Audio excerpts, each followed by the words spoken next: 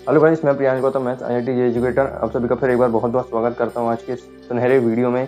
आज की वीडियो का टॉपिक बहुत इंपॉर्टेंट है यार, वो ये है कि एनसीईआरटी का क्या इंपॉर्टेंस होता है बोर्ड एग्जाम में, कि अगर हम सिर्फ एनसीईआरटी करके जाएंगे बोर्ड एग्जाम देने तो हमको कितने मार्क्स मिल सकते हैं और कितना हम उससे सीख सकते हैं। अब सिर्फ 2 महीने रह गए हैं, तो अब इस टाइम में हमारी तैयारी ऑलमोस्ट कुछ लोग की ज़्यादा हो चुकी होती है और कुछ लोग एकदम स्टार्ट कर रहे होते हैं, है ना। तो मैं आपको बता देता हूँ कि एनसीईआरटी की क्या इंपॉर्टेंस है, कितने आपको उससे मार्क्स मिल सकते हैं, ठीक है। और बोर्ड एग्जाम के बाद जेईई मेंस और बिटसेट में इसके क्या रूल है और क्या इनकी स्ट्रेटेजी रहेगी, क्या इनका इंपॉर्टेंस रहेगा, है ना। तो इस वीडियो में हम डिस्कस करेंगे। सबसे पहले हम बात करते हैं मैथ्स की। मैथ्स में अगर एनसीईआरटी को एक लाइन के अंदर समाप्त करूँ, चाहे मैथ्स हो, चाहे फिजिक्स हो, चाहे केमिस्ट्री हो, सब एक ही बात को इशारा कर रही है, वो है कॉन्सेप्ट, है ना। अगर आपको कॉन्सेप्ट समझना है तो एनसीईआरटी से कोई अच्छी भी बुक आपको मिल ही नहीं सकती, है ना।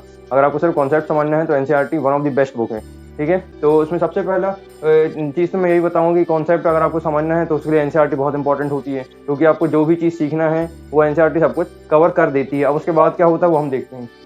उसके बाद जैसे फॉर एग्जांपल मैथ्स आपने सारे कॉन्सेप्ट एनसीईआरटी से अच्छे से सब कवर कर लिए, पढ़ लिया, स्टडी कर लिया आपने। तो इसके बाद आपके माइंड में डाउट ये आएगा कि एनसीईआरटी के क्वेश्चन, सेकंड पॉइंट आता है क्वेश्चन क्या एनसीईआरटी से बोर्ड एग्जाम में पूछे जाते हैं। इन केस ऑफ मैथ्स, अगर मैं मैथ्स की बात करूं तो एनसीईआरटी से क्वेश्चन डायरेक्ट पूछे जाते हैं। 1 या 2 मार्क्स में ऊपर नीचे कर देते हैं, वैल्यूज चेंज हो जाती हैं। बट मैं अगर बात करूं 3 मार्क्स की और 5 मार्क्स के क्वेश्चन की, तो क्वेश्चन डायरेक्ट एकदम एज इट इज उठ के भी आ जाते हैं। कुछ में वैल्यूज चेंज होती है, कुछ में एग्जैक्ट वैल्यूज भी नहीं चेंज होती और एग्जैक्ट उठ के आते हैं एनसीईआरटी से, ठीक है। तो एक इंपॉर्टेंस मैंने आपको ये बता दिया कि मैथ्स में अगर आपको स्कोर करना चाहते हैं और अगर आप अपनी सिर्फ एनसीईआरटी के दम पे जाते हो तो आपका अच्छा स्कोर आ जाएगा। 80 में से 80 भी आ सकता है, डिपेंडिंग कि आपकी प्रिपरेशन कितनी है ना।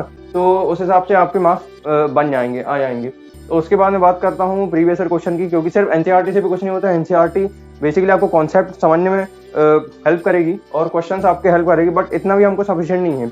इसके बाद हमको प्रैक्टिस की जरूरत पड़ेगी, और प्रैक्टिस हम किससे करेंगे, प्रीवियस ईयर क्वेश्चन की। अब मैथ्स की बात करूँ तो 5 से 10 साल, 5 to 10 years previous year question enough है, हमको करने की जरूरत नहीं है। और इनकेस अगर टाइम बहुत कम बचता है आपके पास तो आप सिर्फ एनसीईआरटी के क्वेश्चन बस करके चले जाए तो आपको अच्छा स्कोर आ जाएगा। तो मैथ्स का क्लियर हो गया। बात करते हैं फिजिक्स की। देखो फिजिक्स में बात करते हैं, फिजिक्स का भी कॉन्सेप्ट। फिजिक्स में भी बोलूँ तो यार NCERT is all about concept, है ना, क्योंकि क्वेश्चन घुमा फिर आगे पूछाएंगे, बट उन सबका कॉन्सेप्ट अगर आपको आता है तो आप फिजिक्स का पूरा पेपर हिला दोगे, मतलब कोई आपको मार्क्स रोक नहीं सकता फिजिक्स में। समझ में आ रही बात। फिजिक्स में अगर इसमें बात करूँ, आप किसी भी टॉपर से पूछोगे या किसी भी स्टूडेंट से पूछोगे जो पास आउट है 12th, तो यही कहेगा आपसे कि फिजिक्स से ही हमेशा क्वेश्चन पूछे आते हैं। फिजिक्स से क्वेश्चन पूछने का मतलब ये है कि क्वेश्चन वही पूछते हैं बोर्ड एग्जाम में, बट क्वेश्चन जो पूछते हैं वो तरीका घुमा देते हैं, मतलब क्वेश्चन स्ट्रेट फॉरवर्ड नहीं देते हैं, मतलब क्वेश्चन को फ्लिप कर देते हैं।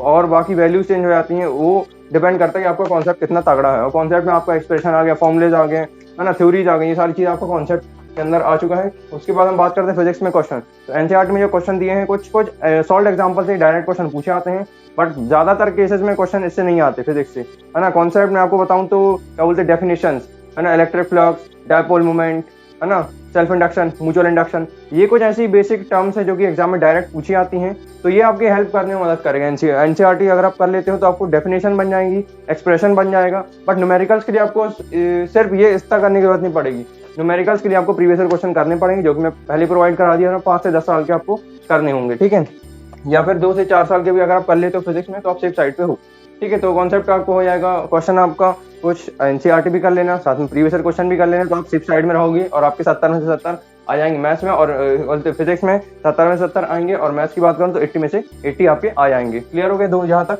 अब उसके बाद हम बात करते हैं केमिस्ट्री की बात करें तो chemistry is the Bible, sorry, NCERT is the Bible of chemistry, है ना। केमिस्ट्री की बाइबल है क्या, एनसीईआरटी। अगर आप कोई भी एग्जाम की मैं बात करूं, चाहे जेईई मेंस हो, चाहे बिटसेट हो, चाहे बोर्ड एग्जाम हो, अगर आप सिर्फ एनसीईआरटी एग्जाम पे आ रहे हो केमिस्ट्री का एग्जाम देने, केमिस्ट्री ऐसे एग्जाम में तो बहुत आसान होता है स्कोर करना। केमिस्ट्री का पेपर ऐसे कभी टफ पूछा भी नहीं आता है ना। तो 70 में 70 स्कोर करना सबसे आसान सब्जेक्ट है, तो वो है केमिस्ट्री। केमिस्ट्री के बाद आता है मैथ, फिर आता फिजिक्स। ये मेरा अपना ओपिनियन था, है ना, अपना परसेप्शन था। तो इसमें केमिस्ट्री में एक लाइन के अंदर समअप करूंगा तो है कॉन्सेप्ट। मतलब सारी जितनी एनसीईआरटी को अगर मैं एक लाइन के अंदर समअप करूँ वो है कॉन्सेप्ट, है ना। तो कॉन्सेप्ट आपका इंपॉर्टेंट है, क्योंकि आपको कॉन्सेप्ट आएगा तो हर एक क्वेश्चन आपसे बन जाएगा। बट इसका मतलब ये नहीं है कि हम खाली कॉन्सेप्ट करेंगे, क्वेश्चन नहीं करेंगे, नहीं, कॉन्सेप्ट भी करेंगे, साथ में क्वेश्चन भी करेंगे, है ना। जिससे हमको क्वेश्चन करने से क्या होता है, माइंड में क्लियरिटी आती है कि किस टाइप के क्वेश्चन पूछे आते हैं, कैसे एग्जामिनर, मतलब जो टीचर जो पेपर सेट करते हैं क्वेश्चन किस तरीके से घुमा सकते हैं, तो हमारे माइंड में आ जाते हैं अगर हम स्टडी करते हैं तो दूसरा आता है क्वेश्चन। केमिस्ट्री के एनसीईआरटी क्वेश्चन बहुत इंपॉर्टेंट होते हैं।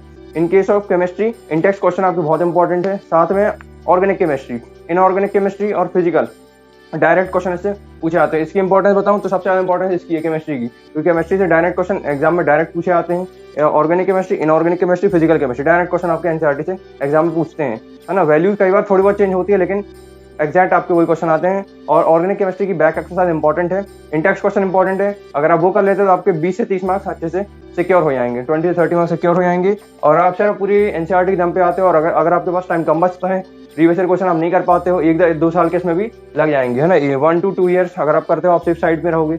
बट टाइम कम बचता है तो आपसे अगर एनसीईआरटी आपने करी हुई है या एनसीईआरटी से आपने कुछ नोट्स बनाए हैं, तो उन नोट्स के थ्रू आप अगर पेपर देने आ रहे हो तब भी आप सेफ साइड पे हो, आपके अच्छे मार्क्स आ जाएंगे। क्लियर हो गए तीनों सब्जेक्ट, केमिस्ट्री और फिजिक्स मैथ्स, तीनों सब्जेक्ट मैंने जल्दी खत्म कर दिया। अब बात करता हूँ जेईई मेंस। अब देखो यार सिर्फ 2 महीने रह गए हैं, तो नंबर में सबसे पहली चीज़ तो ये बोलूँगा कि प्लान पहले बना लो, जिससे आपको पता होगी मुझे दिन भर में अभी मान लो 24 घंटे मेरे को 8 घंटे सोना है, बाकी दिन क्या करना है, बाकी टाइम में क्या पढ़ना है, सुबह उठ करके रात को सोने तक क्या पढ़ना है, ये प्लान में आप पूरा डिफाइन कर दोगी। 1 घंटा ये पढ़ूंगा, 1-2 घंटे ये पढ़ूंगा, आधे घंटे ये पढ़ूंगा, इतने बजे ब्रेक लूंगा।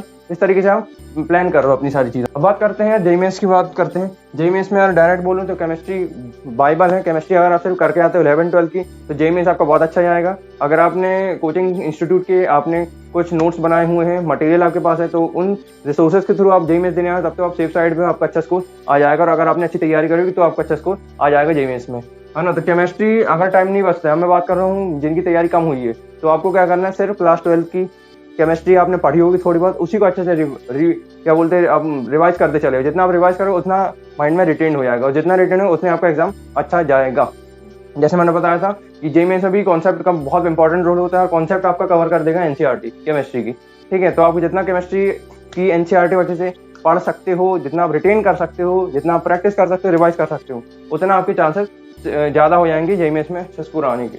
फिजिक्स, केमिस्ट्री, मैथ्स में केमिस्ट्री में सबसे आसान सब्जेक्ट होता है, जो जल्दी कवर हो सकता है, और जो जेईई मेंस में सबसे आसान जो आता है वो आता है केमिस्ट्री, ठीक है, राइट। तो ये चीज़ क्लियर हो गई, केमिस्ट्री जरूर पढ़ लेना। और उसके बाद फिजिक्स और मैथ्स, फिजिक्स मैथ्स में फिजिक्स तो वैसे इंपॉर्टेंट नहीं होती, बट कॉन्सेप्ट आपका एनसीईआरटी से कवर हो जाएगा। और उसके साथ में आपको अपने क्या बोलते हैं कोचिंग इंस्टीट्यूट में आपने कुछ नोट्स बनाए हुए, तो उसको आपको स्टडी करना है, क्वेश्चंस करना है, साथ में previous year question 5 to 10 years के कर लेना है जेईई मेंस से। क्लियर हो गया। अब तो फिजिक्स की यहाँ पे खत्म हुआ, मैथ्स की बात करता हूँ। मैथ्स में सिंपल बोलूँ, कॉन्सेप्ट आप कर सकते हो एनसीईआरटी से आपको पूरा कॉन्सेप्ट अच्छे से क्लियर हो जाएगा, है ना। और साथ में प्रीवियस ईयर क्वेश्चन 5 से 10 साल के, और अगर आरडी शर्मा भी कर लेते हो 2 महीने के अंदर अंदर, ये सब मैं प्रैक्टिकल बातें कर, कोई थ्योरेटिकल बात नहीं कर रहा हूँ। तो अगर आप इस तरीके से करते हो तो आपका मैथ्स भी अच्छा जाएगा जेईई मेंस में। वेबसाइट की बात करूँ तो वेबसाइट में सबसे पहले केमिस्ट्री पढ़ लेना, टाइम बचता है। अगर 11th आपका कुछ रिटेन दिमाग में है तो आप 11th को वो टॉपिक पढ़ लो जो आपको पहले से आता था, तो उसी को आप रिवाइज कर लो, नंबर 1। नंबर 2 केमिस्ट्री आप अच्छे से स्टडी कर लो, और बस इस तरीके से अगर आप करते हो तो आप आई होप कि आपका अच्छा स्कोर आएगा। फिजिक्स की बात करूँ तो आप एनसीईआरटी कर लेना, और साथ में और अच्छी अच्छी किताब होती है, H C Verma, B C Pandey, तो फिजिक्स में अगर आप वो पढ़ के आते हो तो भी आपको वेबसाइट एग्जाम अच्छा जाएगा। मैथ्स की बात करूँ तो आप आरडी शर्मा कर लेते हो, और कॉन्सेप्ट के लिए एनसीईआरटी कर लेते हो, तो भी आपका एग्जाम बहुत अच्छा जाएगा। तो मैंने आई होप कि तीनों पॉइंट क्लियर कर दिया हूँ। आई होप कि आपको अच्छे से समझ में आई होगी, सारी चीज़ें फील आ गई होगी कि एनसीईआरटी से क्या आता है क्या नहीं आता, कितना हमको पढ़ना चाहिए कितना नहीं पढ़ना चाहिए। तो आई थिंक कि सारी पॉइंट क्लियर हो गए होंगे। तो वीडियो अच्छा लगा तो लाइक जरूर कर देना, और आपको कोई फ्रेंड हो जिसको जरूरत होगी तो मेरा वीडियो वहाँ तक शेयर कर देना, ठीक है। कोई भी डाउट आता है तो कमेंट कर देना, ठीक है। इसी के साथ मिलता हूँ नेक्स्ट वीडियो में। पढ़ाई करते रहो। All the very best, thank you and bye.